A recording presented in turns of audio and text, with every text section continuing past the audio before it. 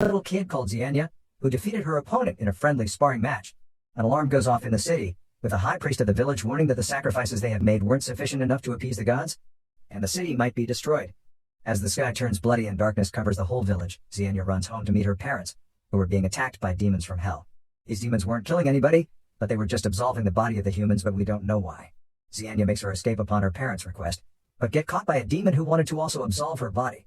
She uses a stone to defend herself and ended up freeing her father, who tells her to keep running, as he also wanted to also save his wife.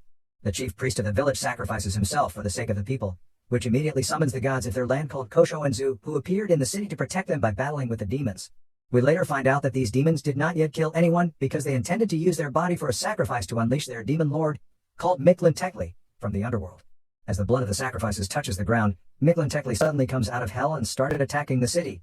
One of the Zapotec god runs for his life seeing this, while the other god who went to fight called Zu was being killed easily by the demon king, who destroys the whole village and sinks it to the underworld, taking lots of the people along with it. Just very few people escape this rampage.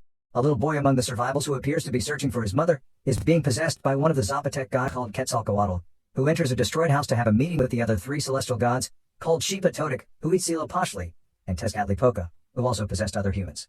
They are really angry because the demons are stealing their human sacrifices and accept it as a declaration of war. According to Huitzilopochtli, they realize that the best cause of action is to shut down the 5 gates of the underworld, so no demons will have access to the human world again. The only problem is they will need a human to do the job for them, because the gate was somehow built with a substance called anti-god obsidian, which prevents any godly being from touching it. Because of humans. To cut the long story short, the scene takes us to another village called Maya, where we are introduced to the main character of the show named Ezel, who lives with his older sister Nelly, under the supervision of their master. The bond between these two siblings is so strong, and while they were in the market to sell some stuffs, they were approached by 2 strangers who begs them for food in exchange of a piece of clothing.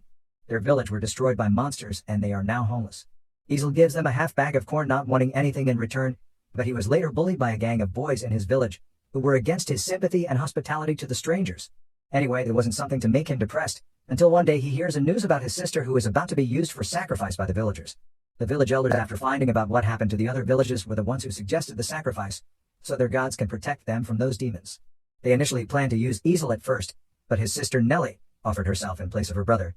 Ezel fought and struggled, not wanting his only sister to be sacrificed, but he's just a little kid and couldn't overpower those men who threw his sister into a really deep pit for the sacrifice, as he watches in tears.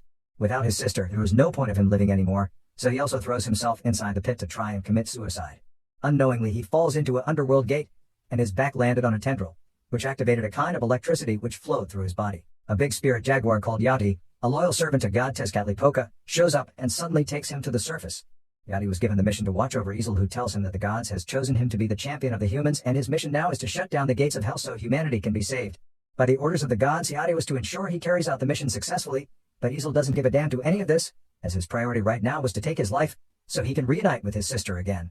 He runs away from the Yati, but falls inside a really deep pit where he sees the body of his sister, who mysteriously appeared in the lake, but when he tries to reach onto her, she disappeared out of his sight. Ezel searches for her desperately, but sees himself in a really strange cave. He sees a dagger that has a strange teeth on the floor. As he picks it up, a gigantic monster that looks like a spider began attacking him. He unconsciously injures himself with the dagger, which transforms into an advanced weapon, using it to defend himself against the beast. The beast is way too powerful to be defeated, so according to Yati instructions, he traps it in the underworld and barely made his escape.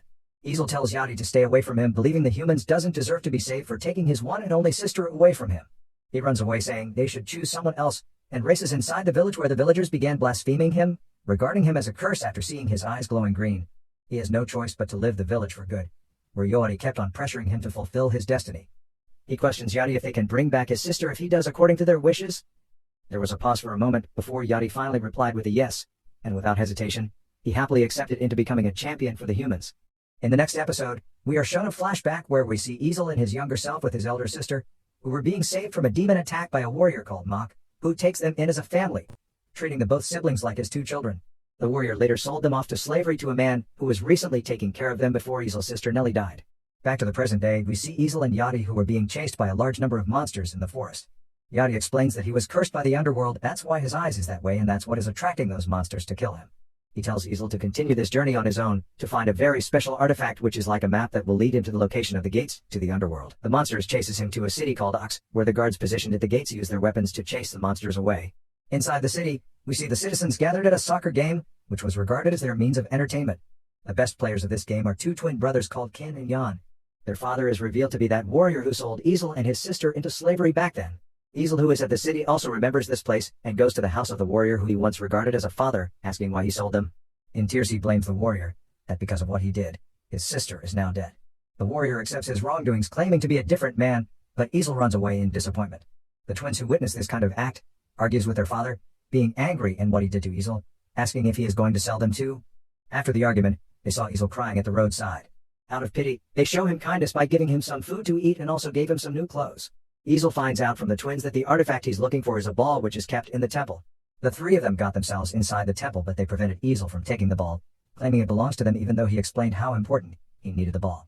The whole temple was collapsed as the ball was removed, which gets the attention of the twins' father. His twins decided to escape away from their annoying father, so they can do whatever they want. As they exit the city gates, they saw the body of the guards, which is in a really bad shape. Monsters suddenly came out of the forest and began chasing after them. They were joined by Easel, who wanted to take the ball from them, but saving themselves from the monster was more important.